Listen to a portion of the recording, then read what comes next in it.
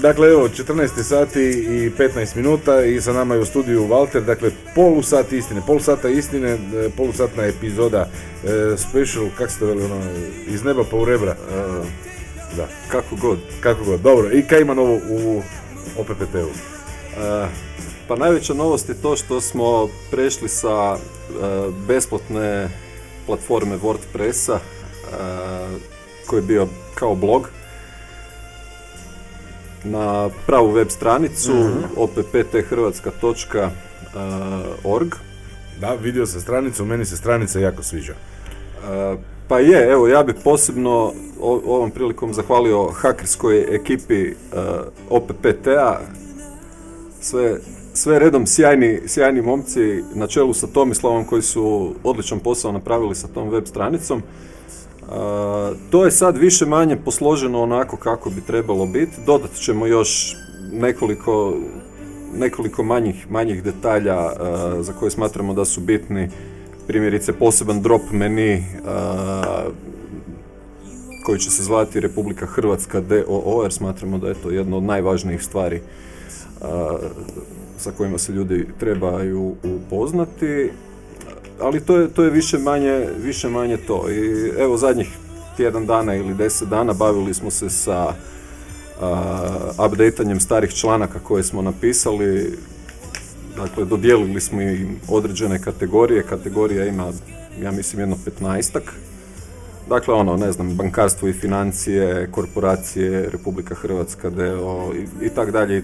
To se sve vidi odmah na početnoj stranici, tako da ako nekoga zanima, bankarstvo i financije, može kliknuti na tu kategoriju i onda ćemo otvoriti sve članke koji su se bavili tim temama ili u nekom od tih dijelova se bavili. Da, na starom portalu je sve bilo nagurano u jednu rubriku općenito, jel? Da. Da, dobro, i sad, granamo ipak, povećava se u principu.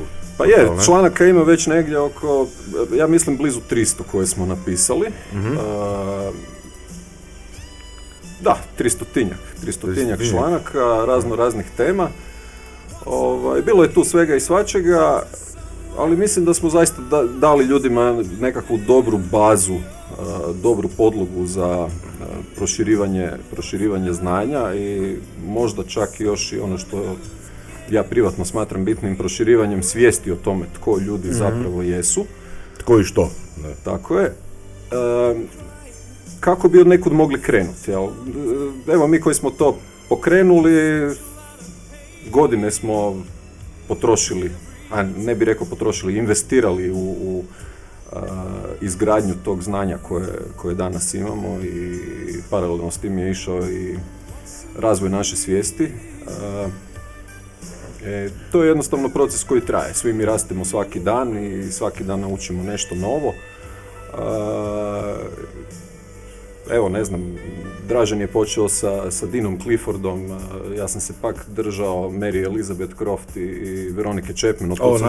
Našao sam ja jednu staru Draženovu snimku sa Mođijem. To je bilo prije Clifforda.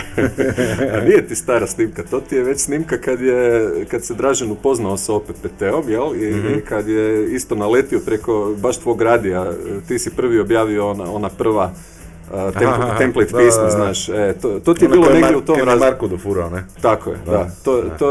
To je bilo u tom razdoblju. Dražen i ja se onda još nismo ni poznavali, jel? Tako da nije to tak staro, nema ni godinu dana. Ja sam mislim da je starije. Nije. Kako mi je dobro zvezno. Dobro, ne veze. Quo Varanto pismo? Dobro pitanje. Ja bih pozvao i slušatelje da se uključe. Ako ima bilo kakvo pitanje o bilo čemu, ne mora biti vezano za OPPT, slobodno se uključite. Kako si rekao, tvoj Skype je? Radio Liberum, sve malim slovima, slobodno se priključite. Nek te frendaju ili tak nešto. Da. Ok. Dakle, Quo Varanto je pismo kojim se osporava nadležnost suda. Na koje je sudac rekao da mu je strašno nerazumljivo, jel? Da, Dražen je jedan od ljudi koji su to pismo upotrijebili u praksi.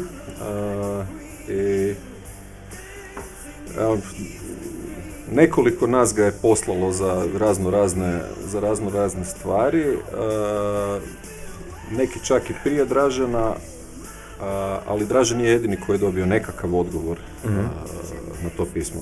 Ja bih prvo rekao što znači quo varanto, jel? Dakle, to je nekakav latinski izraz koji kaže pod čijom ili kojom nadležnošću. Jel?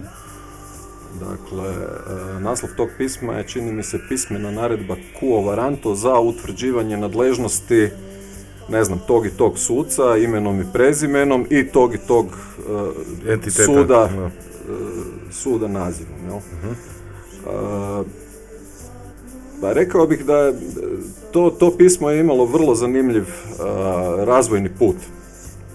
razvojni put i rekao bih da je pa nekakav objedinila znanje mnogih ljudi sa raznih područja kako bi se stavilo jedno čvrsto, snažno i neosporivo pismo ukoliko čovjek dođe u komunikaciju sa nekakvim sudskim vlastima. Naravno, pod pretpostavkom da nije nikome napravio nikakvu štetu i pod pretpostavkom da se nije ogriješio nekakav ugovorni odnos u koje je svojom voljom stupio. Dakle, to pismo neće pomoći kriminalcima, neće pomoći nekome ko laže, pomoći će samo onome tko govori istinu i spreman je tu istinu, ako treba, neću reći dokazati jer smatram da je to krivo, nego obraniti na sudu. Dakle, bit tog pisma, malo bih rekao kako je ono nastalo. Nastalo je zapravo, njegov razvoj počeo je nakon što je u emisiji Sat istine gostovao Mike Segan, koji je pričao o nečemu što se zove sui generis. I onda se nekoliko nas bacilo na dublje proučavanje toga što je to sui generis. To je opet jedan latinski izraz koji znači jedan, jedinstven, neponovljiv i tako dalje. Svako ljudsko biće na ovoj planeti je sui generis. I to vrlo jednostavno možete dokazati DNK analizom ili naprosto otiskom prsta. Ne postoje dva jednaka takva u ovom univerzumu. Ne postoje. Dakle, vi jeste po defaultu, svi mi jesmo po defaultu nekakav sui generis, jel? Dakle, kako je nastao sui generis? Pa, Bože moj, neko ga je stvorio, bio on Bog ili stvoritelj ili Allah ili Jahve ili Buda ili ne znam koje božanstvo si je neko već odabrao. Za stvoritelja, jel? Za stvoritelja ili kako god to već neko voli nazvati. Dakle, u hijerarhiji stvaranja nekakav sui generis je odmah ispod stvoritelja. Da. I iz njega sve dalje proističe.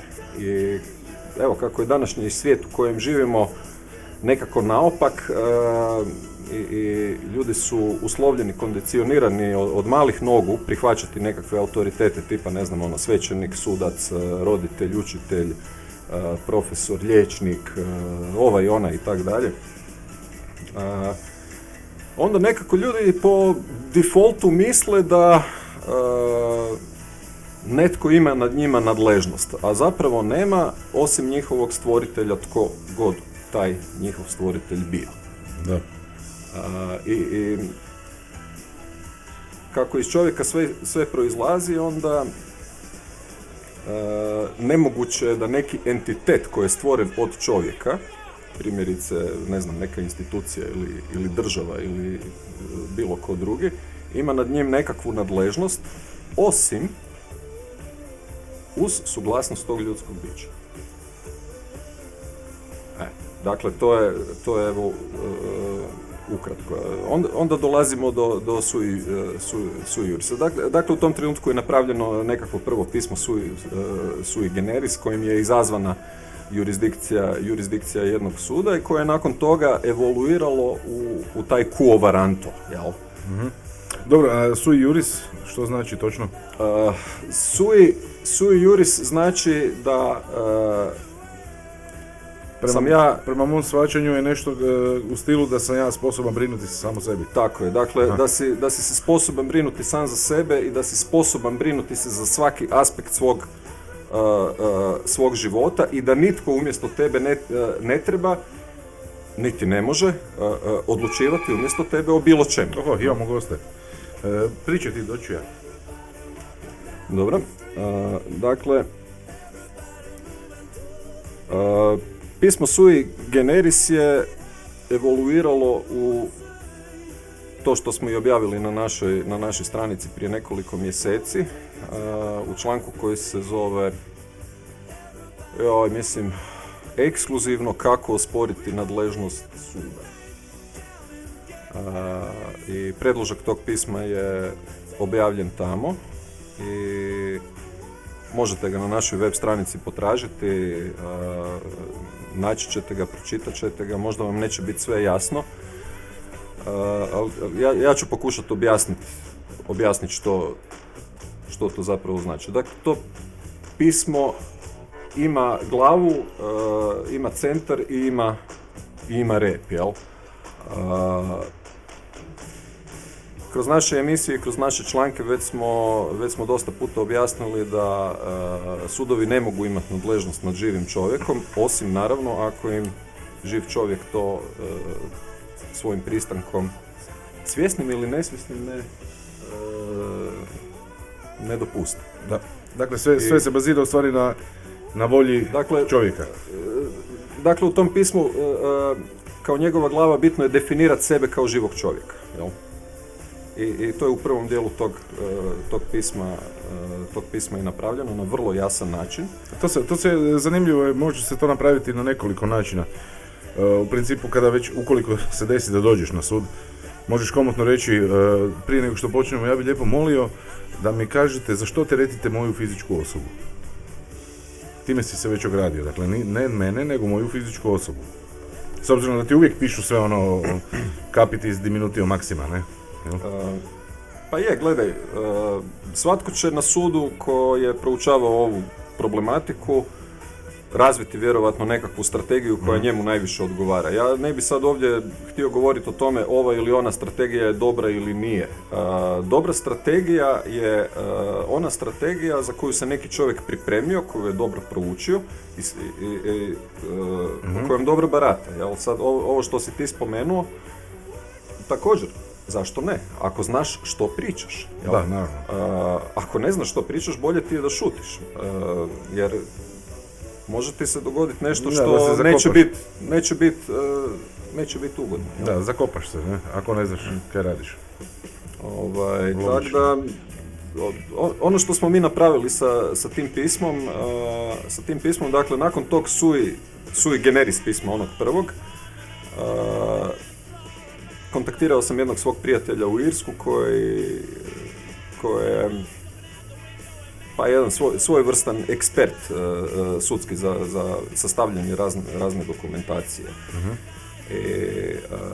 Onda je on napravio svoju verziju tog pisma koju je nazvao upravo ovako quo varanto i prebacio se sa sui generis na sui juris. Zašto? Zbog tog što kasnije u tom pismu se spominju neke druge stvari tipa uzvišeni kanonski zakon i tako dalje, koji se direktno veže u sui juris i koji je inače iznad svjetovnih zakona. Dakle, svako ko se pozove na kanonski zakon, čak imamo i presude Ustavnog suda koje jasno kažu da je kanonski zakon iznad ovih nekakvih standardnih zakona. Dakle, njega ne možete baš sam tak zanemariti, jel? Makar mnogi ljudi ne znaju što je to kanonsko pravo. Dakle, to je crkveni zakon koji kaže kako se ljudi trebaju ponašati, ne? I kako to sve funkcionira i da smo svi pred zakonom jednaki i tak dalje, i da iznad čovjeka ne može biti niko osim njegovog stvoritelja, to jest Boga po katoličkoj crkvi i tak dalje. Dakle, on ga je unaprijedio, jel? Naravno da je to bilo napravljeno na način da je sui generis pismo bilo prevedeno na engleski, pa poslano njemu, pa je on to napravio na engleskom, pa kad je on to vratio, onda smo mi to preveli ponovno na hrvatski. I, Bez Google Translatora. bez Google Translatora, da, i onda sam sjeo sa, spomenuo sam ga u nekim od tih članaka, jednim našim insajderom iz pravosudnog sustava koji je 20 godina obnašao razne funkcije u hrvatskom pravosuđu i koji više nije tamo, časno se iz toga povukao, nije to više mogao raditi, zgadilo mu se. Čovjek se bavi privatnim poslom sada. I on nam je pomogao da to pismo dodatno unaprijedimo. Promijenjeno je nekoliko detalja, sad ne pričam sad to u širinu.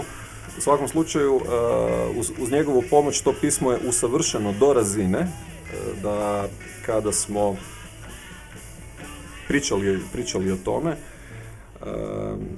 čovjek je rekao da smatra da to pismo ne samo osporava nadležnost suda nad živim čovjekom, nego dokazuje da ga nema i rekao je da onog trenutka kada se prvo takvo pismo pojavi u hrvatskom pravosuđu da će izazvati tektonski poremećaj.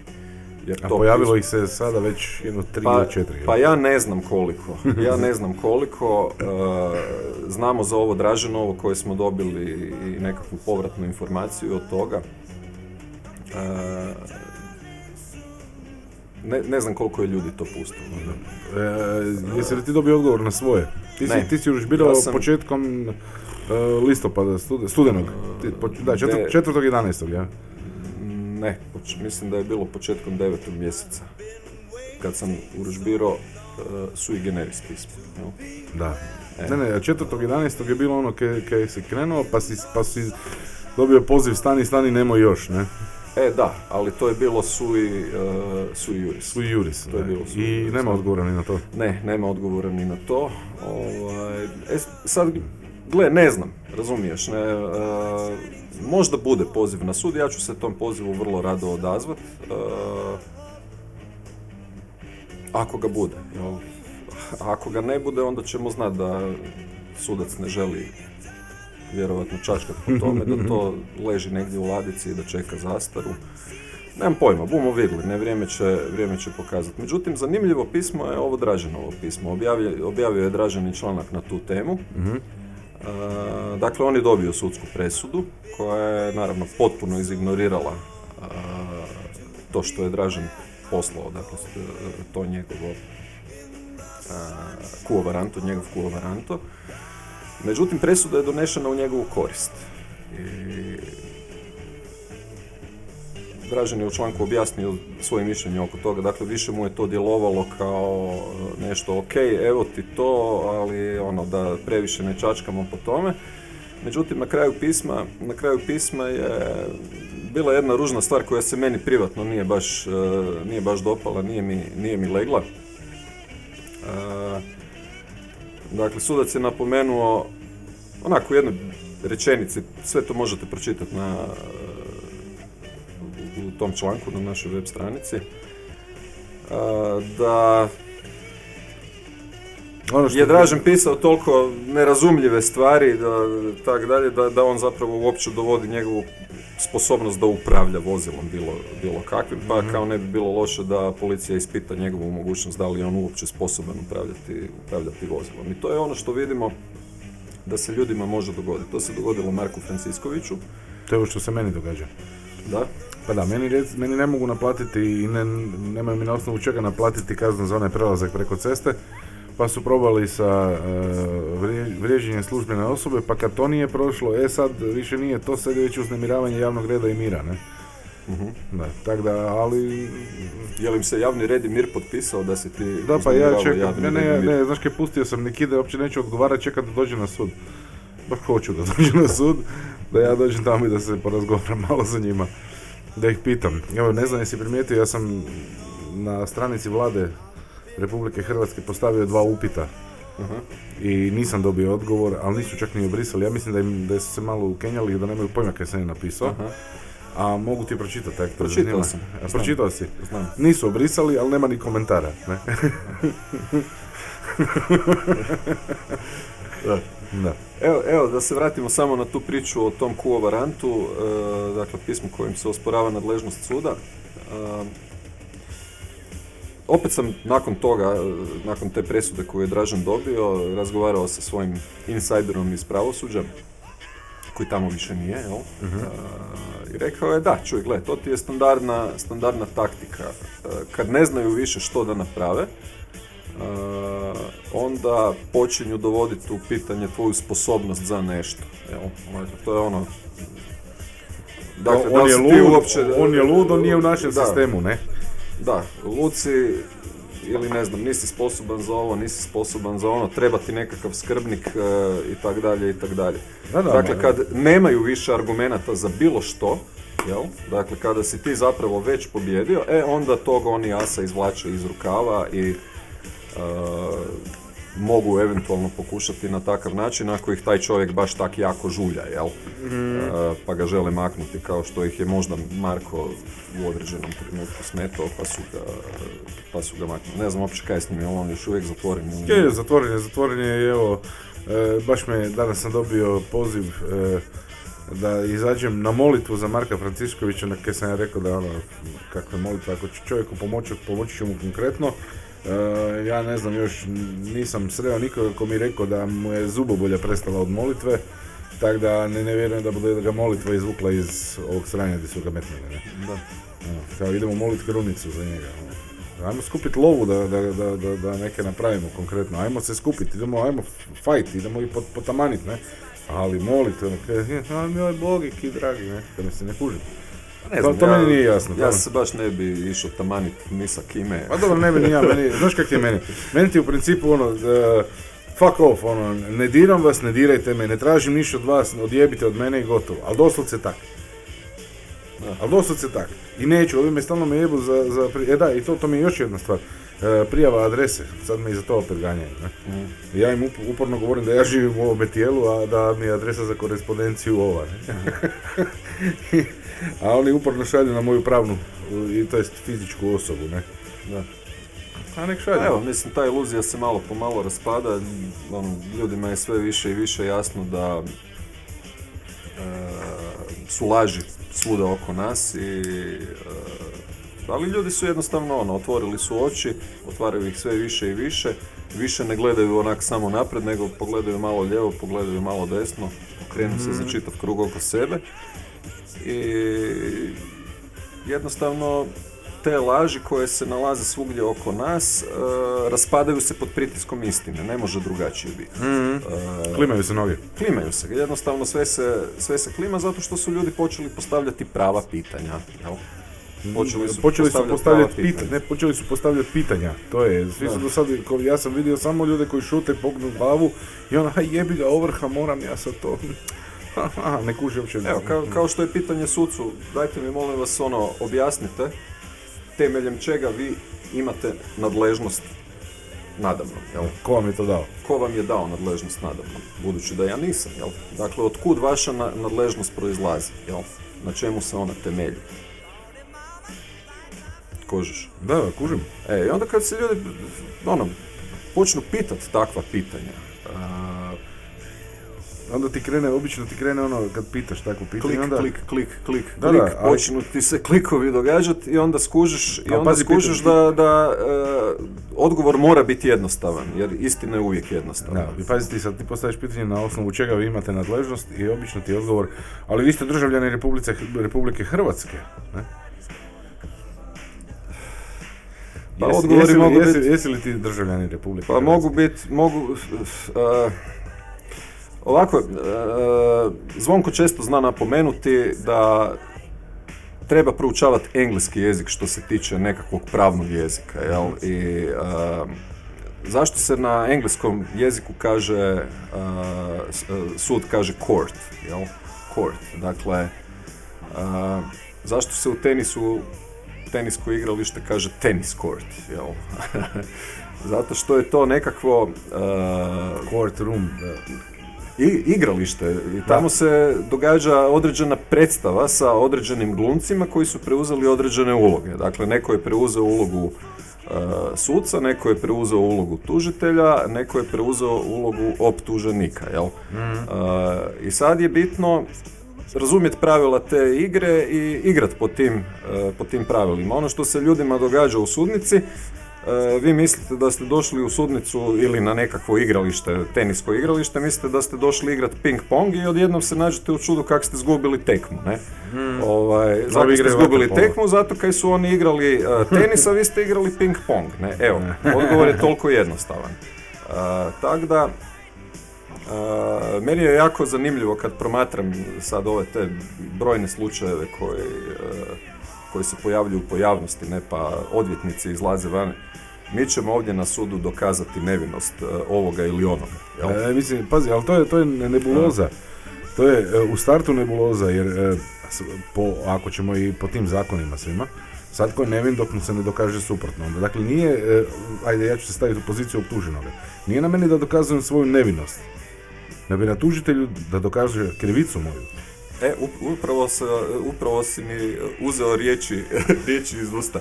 To je upravo to. Dakle, ali treba se sjetiti tko su odvjetnici. Odvjetnici i suci su pripadnici iste kaste. Da. Svi su oni članovi komore i oni znaju pravila igre, jel? I oni igraju po tim pravilima igre. Jel? Dakle, riječ je o nečemu... Dobro, to se isto da vrlo lako izbiti. To isto po tim njihovim zakonima. Pa gledaj, imam li ja pravo, vrlo lako. Vrlo je lako. Imam li ja pravo da se meni sudi na jeziku meni razumljivom? Imaš. Odlično. To je sve što mi treba. Ja ne želim da se govori legalizam. U sudnici želim da se govori hrvatskim jezikom. Dobro. I onda te on može pitati, dajte mi objasnite što je to legalizam. Jel? To je pravni jezik, pravna terminologija. Recite mi, gospodine, gdje je definiran taj pravni jezik? Pravnim rječnikom. Pravnim rječnikom, bravo. Dakle, gospodine, pravni rječnik je upravo stoga stvoren da bi se moglo objasniti što neke stvari znači. Znate, pravo vam je izuzetno široko i komplicirano područje koje nije ja nisam pravnik i ja vas molim da od ovog trenutka sve te pravne termine da ih pojasnite i da ih objasnite. Dajte, gospodine, ako vi niste sposobni to shvatiti, mi ćemo vam vrlo rado dodijeliti odvjetnika po službenoj dužnosti kako bismo mogli nastaviti. Ne, hvala. Ne bih hvala. Eto vidiš, mislim, ne možemo nastaviti. Ja nisam sudac. Ali pazi. To je nepredvidljiva situacija kad se čovjek nađe u sudnici. Svašta ti se tamo može desiti. Može se kažem, desiti. Ako čovjek već odluči ići u sudnicu, onda mu je bolje da zna što tamo radi. Razumiješ? Da. To sam htio reći. Dakle, ako razvijete nekakvu strategiju i mislite da dobro sa njom baratate, pokušajte se za to pripremiti. Mislim, ti ljudi su u sudnici svaki dan, vi ste kod njih na gostujućem terenu, jel? Znate svi, koji prate sport, što znači prednost domaćeg terena, pogotovo ovakva publika na puni tribine, jel? Mm-hmm. A oni to imaju u svakome trenutku. Znaš, i ono što ne treba zanemariti, ako se već dođe u sudnicu, tamo se treba pristojno ponašati, jer došli ste u goste. Jel? Dakle, ne možete vi kod nekog doći u goste i onda mu, se ponašati na neprikladan način. Jer treba poštovati nečiju kuću. Sudnica je sučeva kuća. Jel? Dakle, kao što vi ne biste htjeli da neko ne poštuje vaš dom u kojem vi obitavate, živite, radite, jel? Tako ni oni i po meni imaju svako pravo da reagiraju na neprikladno ponašanje nekoga u sudnici. Zato se vrlo temeljito i vrlo pažljivo treba pripremiti za eventualni odlazak u sudnicu. Jel? A to da se to može srušiti, i o tome smo dosta pričali, može se srušiti na puno načina. Zbog toga što pravni sustav funkcionira na temelju pretpostavki. Dakle, eliminacijom pretpostavki jednu po jednu, faktima. Dakle, kad eliminiramo pretpostavku, što ostaje? Ostaje istina. A što će nas istina? Istina će nas osloboditi. Jel? Dakle, kakvu god strategiju odlučili koristiti, uvijek valja imati na umu jednu stvar. Dakle, treba rušiti pretpostavku po pretpostavku, jer kad srušimo pretpostavku, onda se ne može temeljem nečega pretpostaviti nešto što bi nas moglo koštati, recimo to tako, što bi nam moglo naškoditi.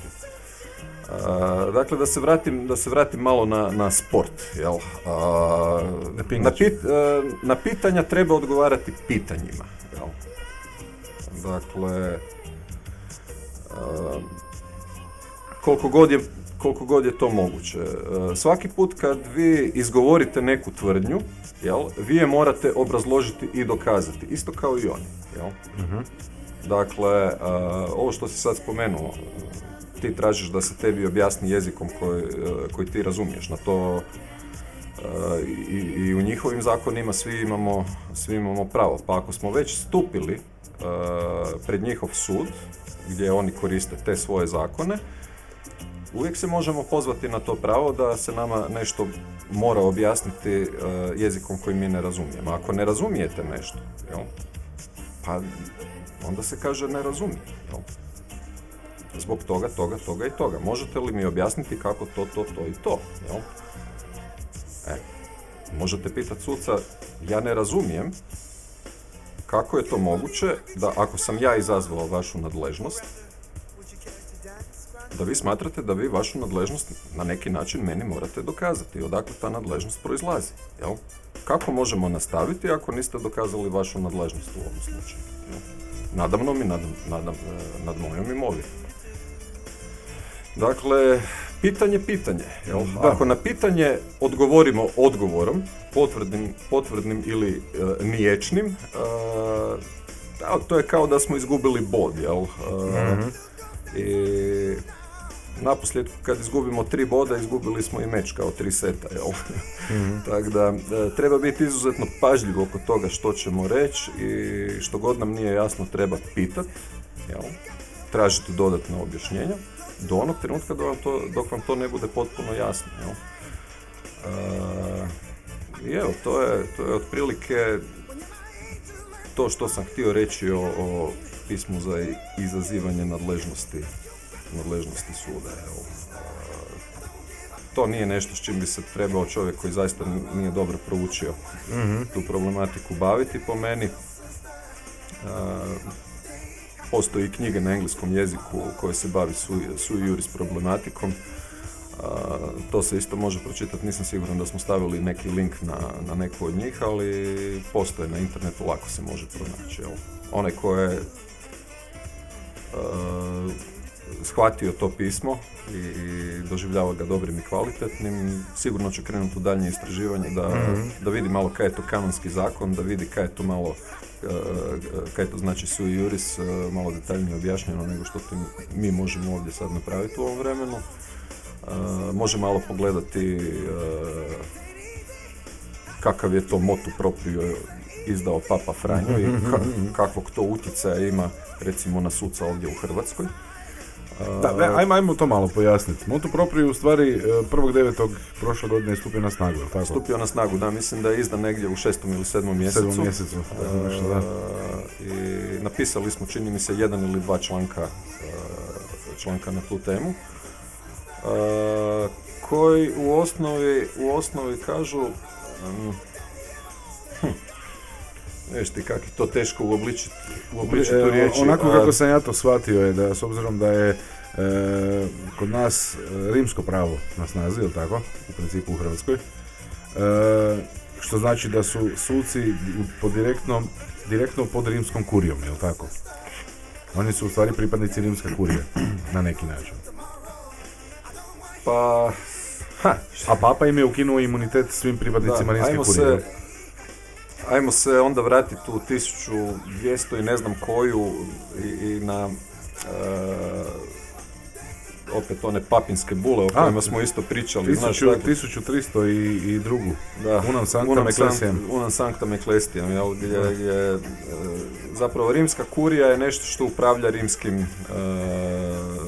rimskim vatikanskim posjedom, recimo to tako, jel? Većina ljudi ne zna da su sa te 3 papinske bule u seriji od 150 godina oni zapravo svaki komadić zemlje na ovoj planeti podveli pod svoju nadležnost. I to je rimska kurija. I rimska kurija tim upravlja. I onda kad oni kažu pripadnik rimske kurije, misle na svako živo ljudsko biće na ovoj planeti. I budući da to do OPPT-a nitko nikada nije osporio, to je tako stajalo tih, ne znam, 700-800 godina, jel? I tu se onda opet, evo vidiš kako se teme otvaraju, ne? I sad onda ulazimo u taj okultni dio prava, koji jako dobro objavljuje jedan frajer koji se zove Frank O. Collins. Dakle, ako ukucate u Google tražilicu Frank O. Collins, naći ćete hrpu njegovih videa, predavanja, linkove na njegovu web stranicu i tak dalje. To je isto nešto što sam proučavao jedno vrijeme. To je strašno zanimljiva tematika, ne ono ko voli, jel? I tu se zapleteš sad u tu priču kak da ja reagiram u ovoj ili onoj situaciji. Međutim, ja bi se opet vratio na izvor svega toga. Dakle, kad čovjek shvati tko on jest, da ja jesam rođen kao slobodan čovjek i da ako ja svojom voljom nekome svoje slobode nisam dao da sa njima raspolaže na bilo koji način, jel? Ja njemu ne moram ništa dokazati. On meni mora dokazati da on ima nekakvu nadležnost nadamnom, jel? Dakle, jedino što ja prihvaćam kao nadležnost iznad sebe je moj stvoritelj i eventualno nekakav ugovor koji jasno definira obaveze moje i obaveze druge strane. Jel? Neću reći beneficije, ne? Ne, i obaveze i beneficije, i jedne i druge strane. Prava i obaveze. Dakle, to ti je ugovor. Mi smo se dogovorili, ako ti ovo, onda ja ovo. Jel? Ako ti ovo, onda ja ovo. Ako ovo ovako, onda onako. Jel? Dakle, to je nekakav ugovor, recimo to tako. Ono što države rade, dakle, ti fiktivni entiteti koji su nastali iz čovjeka, jel? Iz čovjeka su nastali. Kako država može imati nadležnost nad čovjekom, a čovjek ju je stvorio? Ako mu čovjek toj državi, jel, fiktivnom entitetu, jel, ljudima koji upravljaju tom državom, jel, ne znam čime upravljaju, nije dao na neki način suglasnost da to čini. Da, to je ono što ja sam pitao neki dan. Evo i onda, oprosti kad te prekidam, sad imam tijek misli u glavi koji mi se nekako posložio da to mogu možda jednostavno objasniti. I onda se vraćamo na članke o ugovorima koje smo pisali. Dakle, ugovor može biti prešutni, može biti pisani, može biti implicirani i može biti usmeni. Jel? Ljudi misle da je ugovor samo nešto što su oni potpisali, međutim to nije tako. To nije tako. Dakle, ta država, taj pravni entitet, ljudi koji vode tu državu, oni smatraju da sa nama imaju nešto što se zove društveni ugovor. To piše na stranicama MUP-a i o tome smo objavili jedan članak. Vidiš, to nisam pročitao. I o tome smo objavili jedan članak. Dakle, oni kažu da temeljem društvenog ugovora da su se ljudi odrekli dijela svojih prava, jel, uz, ne znam, zamjenu za sigurnost. Kuš.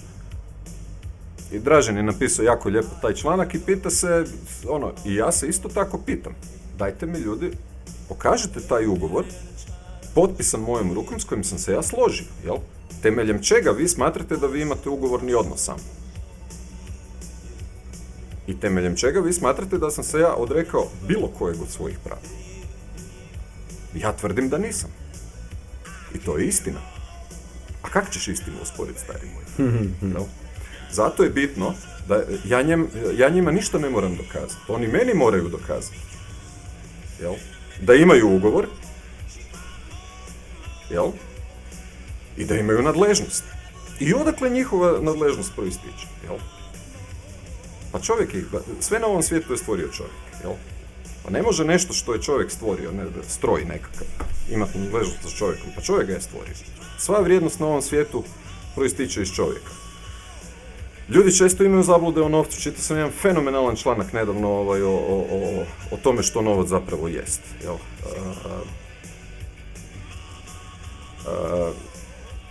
Sve je energija. Jel? Sve je energija. Mislim, kad svoj prst stavite pod elektronski mikroskop, jel? Vi nećete vidjeti materiju, vidjet ćete samo energiju. Jel? Vidjet ćete samo energiju. Sve je energija. Dakle, ništa na ovom svijetu ne bi postojalo, dakle, stolica na kojoj ja sjedim, ovaj mikrofon na glavi, kravata i tak dalje, jel?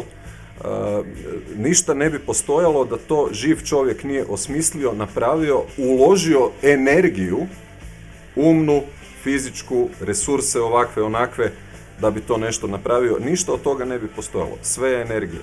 Jel? Sve je energija. I novac je vid energije. Jel?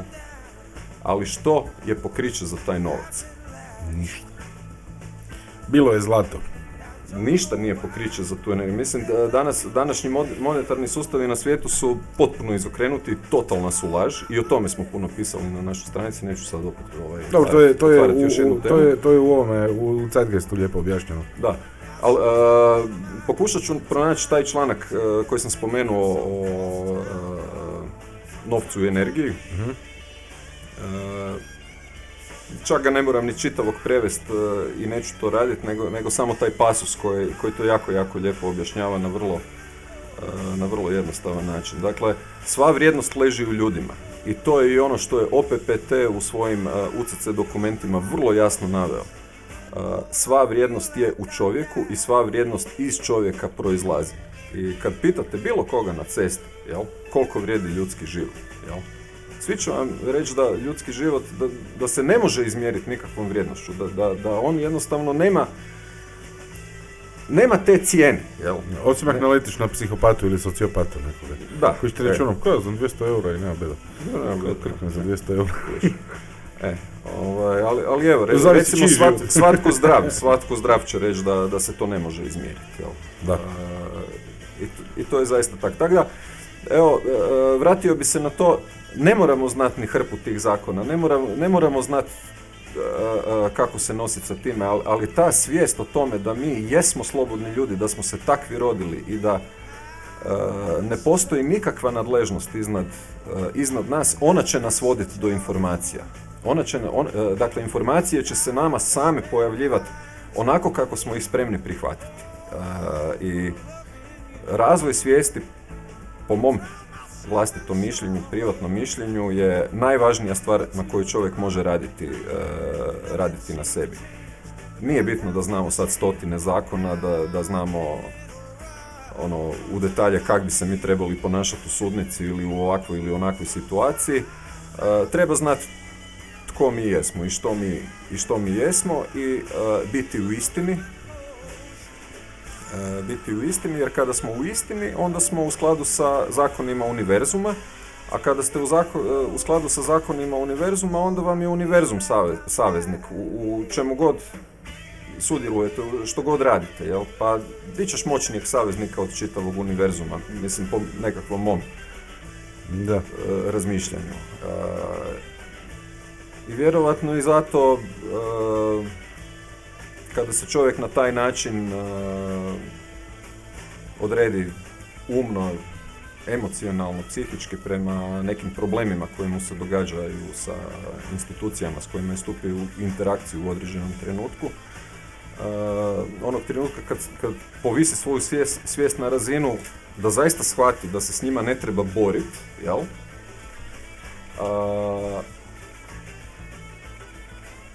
Da se s njima ne treba boriti, jer one zaista nikakvu nadležnost nad njim nemaju i nikakvih posla sa njima nemaju. Onda oni jednostavno, ne znam, meni djeluju kao da se rasplinjuju, znaš, da pokazuju svoju pravu prirodu, a njihova prava priroda je da su oni naprosto proizvod ljudskog uma, fikcije. Da, proizvod straha u stvari. Pa strah je samo jedan od alata kojima se oni koriste, znaš. Koji hrane, koji daje energiju, snagu, ne? Čovjek se boji ovog ili onog, znaš, i onda dobro, ja ću rađe, ajde, ne. Međutim, ljudi će na taj način postupati do onog trenutka dok se neće morati boriti za svoj vlastiti opstanak.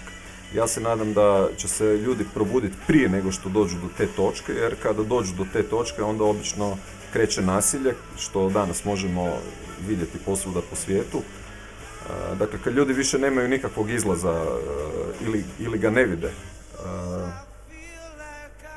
onda kreće nasilje, a to po svaku cijenu treba izbjeći. Ajmo pustiti jednu pjesmu, a vi ako imate kakvih pitanja na Skype, Radio Liberum, sve malim slovima, dodajte nas i nazovite, pustit ćemo vas odmah u eter. This speech is my recital. I think it's very vital to rock around. That's right. On time. It's tricky. Here we go. It's tricky to rock around. That's right. On time is tricky. tricky. It's tricky to rock around. That's right, on time is tricky. I met this little girlie. Her hair was kinda curly. Went to her house and bust her out. I had to leave real early. These girls are really sleazy. All they just say is please me, or spend some time and rock a rhyme. I said it's not that easy. It's tricky to rock around. That's right, on time is tricky. How is it, D? It's tricky. It's tricky to rock around. That's right, on time is tricky. Tricky. In New York, the people talking try to make us rhyme. They really hawk, but we just walk because we have no time. And in the city, it's a pity, cause we just can't hide. Tinted windows don't mean nothing, they know who's inside. It's tricky to rock around, that's right, on time is tricky. How is it, D? Tricky. It's tricky to rock around, that's right, on time is tricky. Tricky, huh?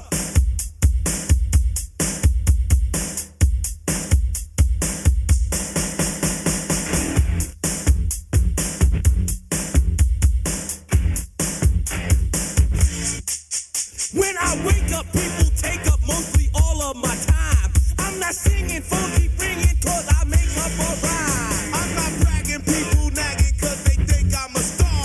Always tearing what I'm wearing, I think they're going too far. A girl named Carol follows Daryl every gig we play. Then they dissed her and dismissed her, now she's shocking Jay. I ain't lying, girls be crying, cause I'm on TV. They even bother my poor father, cause he's down with me. It's tricky to rock around, that's right, on time is tricky. Hope it's sad. Tricky. It's tricky to rock around, that's right, on time is tricky. We don't use drugs, but to assume on your own. They offer coke and lots of dope, but we just leave it alone. It's like that, y'all, but we don't quit. You keep on rock shock, cause this is it.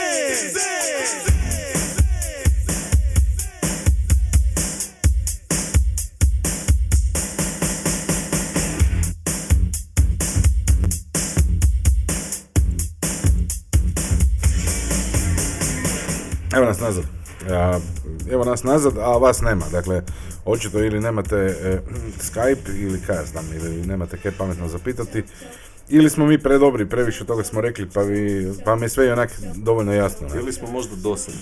Da, moguće i to. Ne, vjerojatno da smo dosadni ne bi ih bilo toliko na serveru trenutno, evo koliko ja vidim. O, pa ima dosta. No dobro, TV pretplata. Bilo je pitanje tamo u grupi OPPT za TV pretplatu. Je. Pa dobro, tu grupu na Facebooku, ja jesam tamo član, nisam Nisi aktivan baš nešto? Nisam previše aktivan, tu i tamo nekaj napišem, ne. Ovo mi je baš bilo zanimljivo, pa sam odgovorio na to. A mi dosta dobijemo pitanja i na naš mail i tako dalje, kako da riješimo ovaj ili onaj problem. Ljudi, mi vam ne možemo pomoći kako da vi riješite svoje probleme.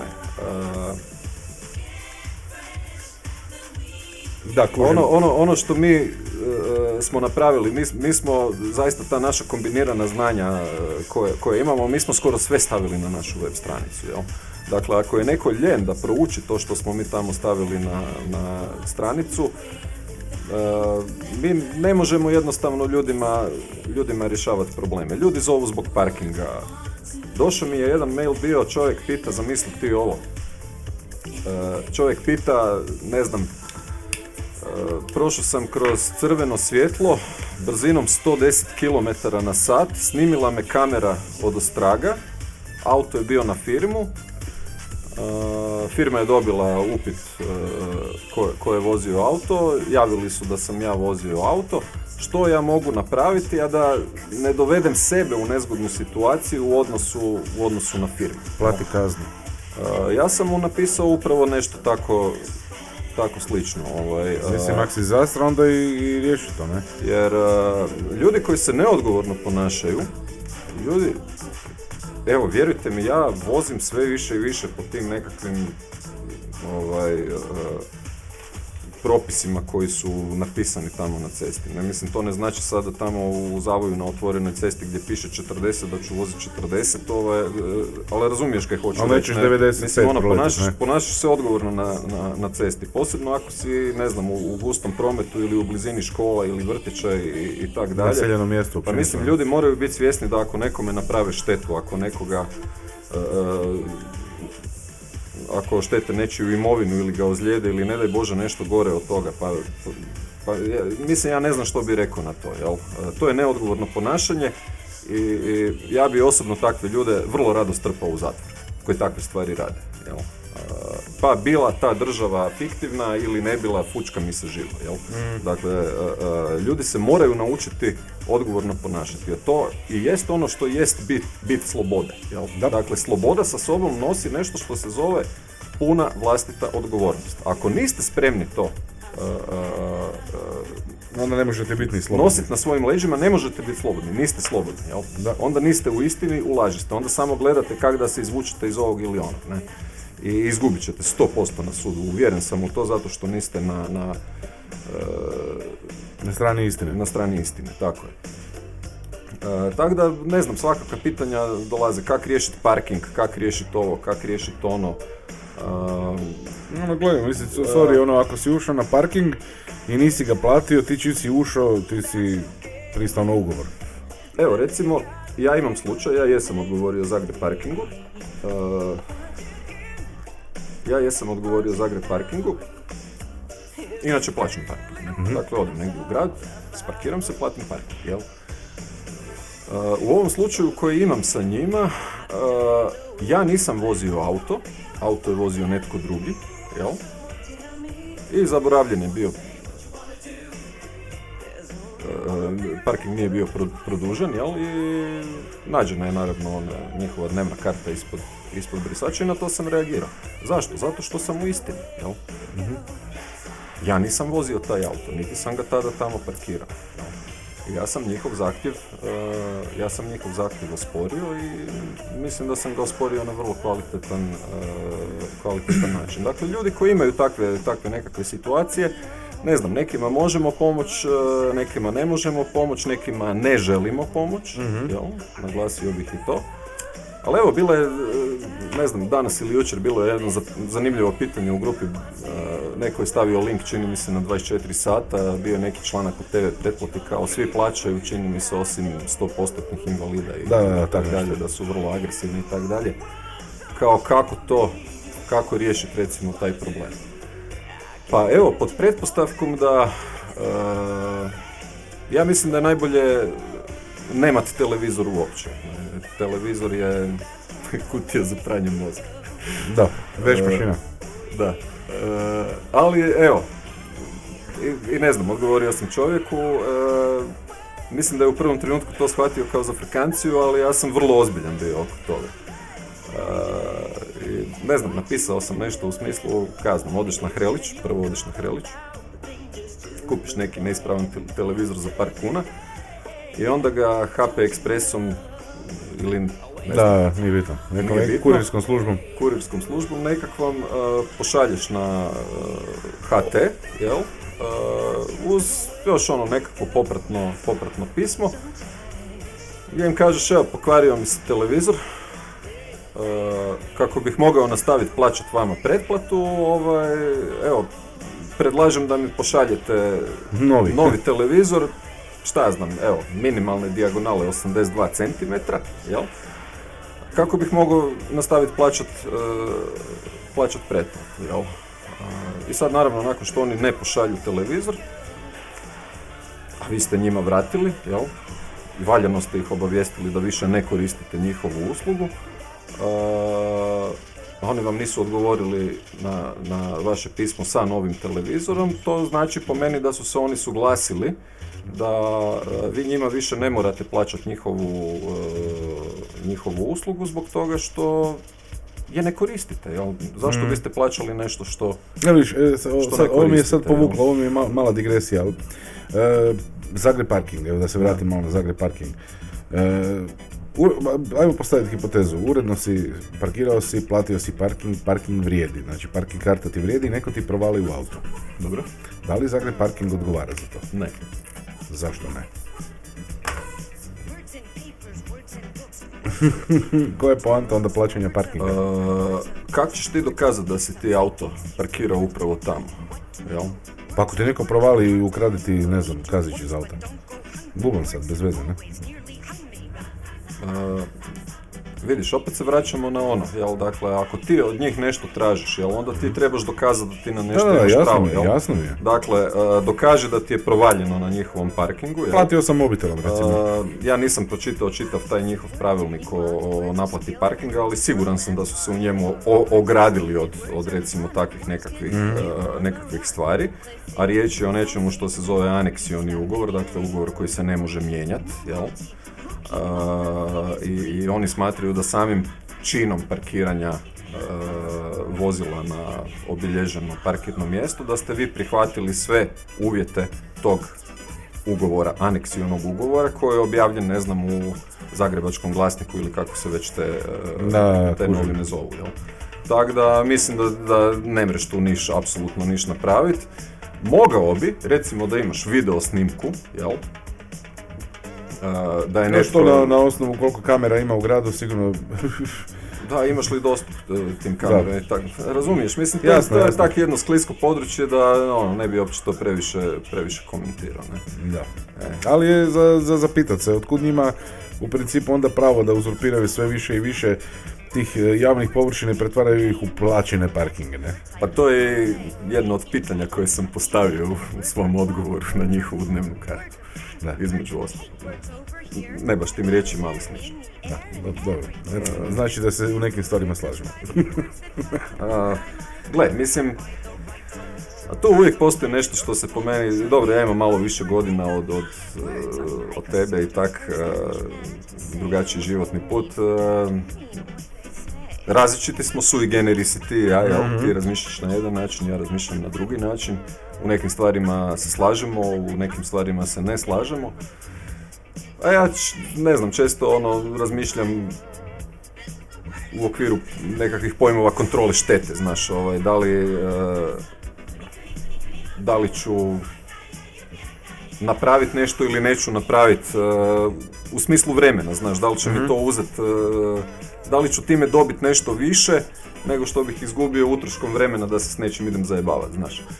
Tako da, onak, ne znam, pragmatično gledam na neke stvari. Neke stvari koje me jako žuljaju, jel, njih neću pustiti, pa ne znam, makar morao potrošiti 2 ili 3 godine na njih i ne znam koliko novaca da istjeram to do kraja.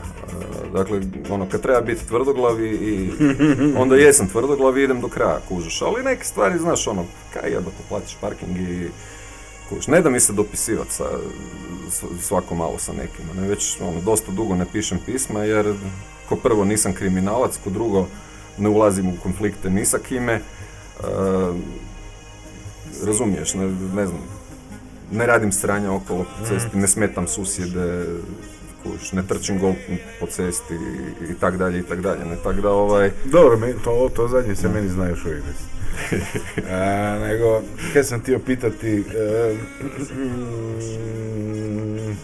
izgubio sam nit. Pričali smo o televizoru i tak. Dakle, evo, ono što je potpuno jasno, ako netko ne koristi nekakvu uslugu, onda je ne treba ni platiti, jel? Sad, naravno da će vjerovatno čovjeku koji bi recimo postupio na takav način, on će sigurno i dalje dobiti ne znam, uplatnicu ili opomenu ili nešto. Međutim, on je sebi napravio prvi korak, jel? On je sebi napravio prvi korak, rekao je, gledajte, vratio sam televizor, obavijestio sam vas valjano da ne koristim vašu uslugu jer ne koristim televizor, nemam love da si kupim novi, platit ću vam to onog trenutka kada mi vi dostavite nešto na čem bi ja mogao gledat vašu uslugu, jel? To je sigurno proces koji će trajati, neće to završiti na samoj dostavi televizora i tog popratnog pisma, neće sigurno, ne, ali Ali mogu Po li meni biti- to je jedan zdrav temelj na koji možeš graditi daljnju prepisku, razumiješ? Fino ne? se zajebavati usput, ne? I usput se malo zajebavaš, ne?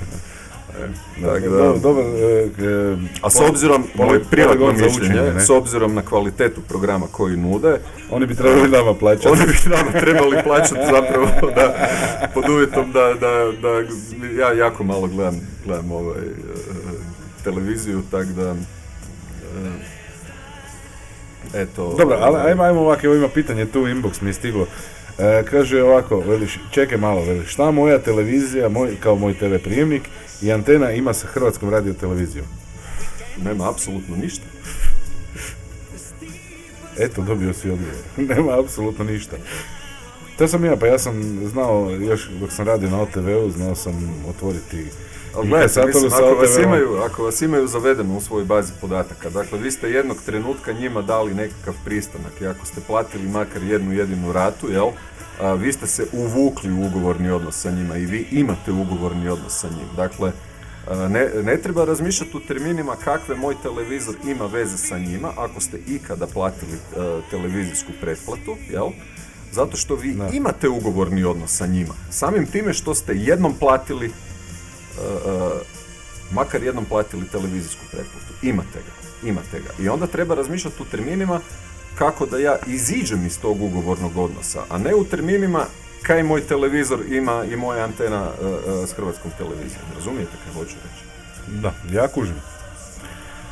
Dobro, vidim da nema više pitanja nikakvih, nema nikoga ni na Skype-u.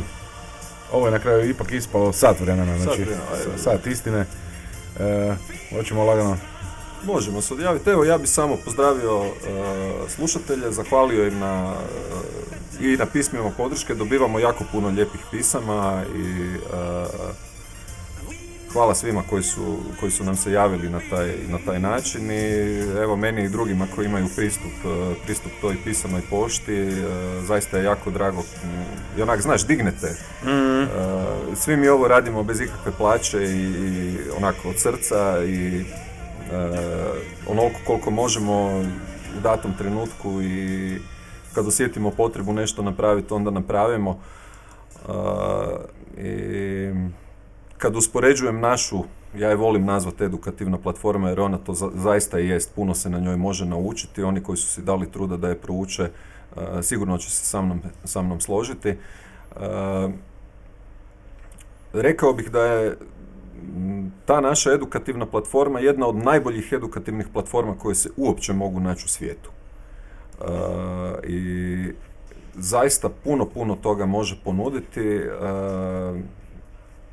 Možda upravo iz tog razloga što je u njenoj kreaciji sudjelovalo više ljudi koji su kroz nekakav period od nekoliko godina proučavali razne stvari, imali su razne interese. Mene su prvenstveno zanimale, ne znam, bankarstvo, financije i tak dalje.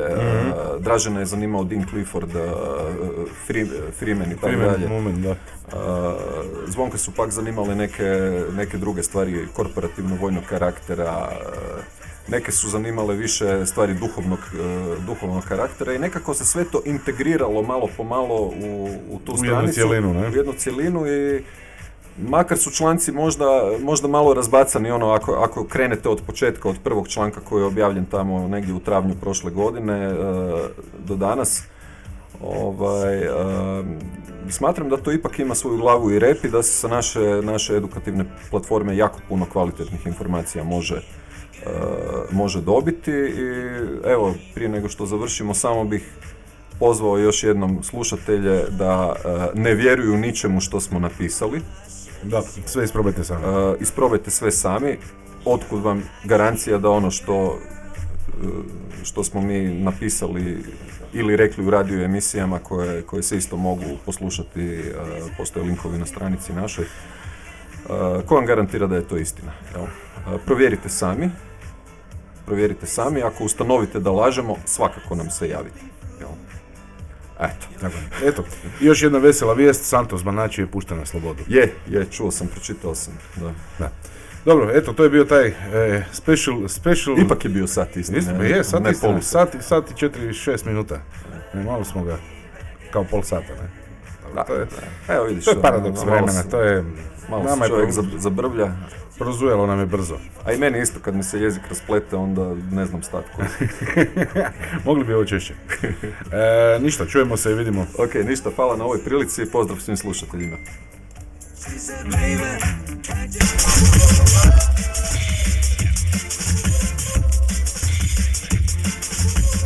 Pozdrav svim dobrim ljudima, svim slušalcima Radio Liberuma. Možda nisam Željko Kerum, al slušam Radio Liberum.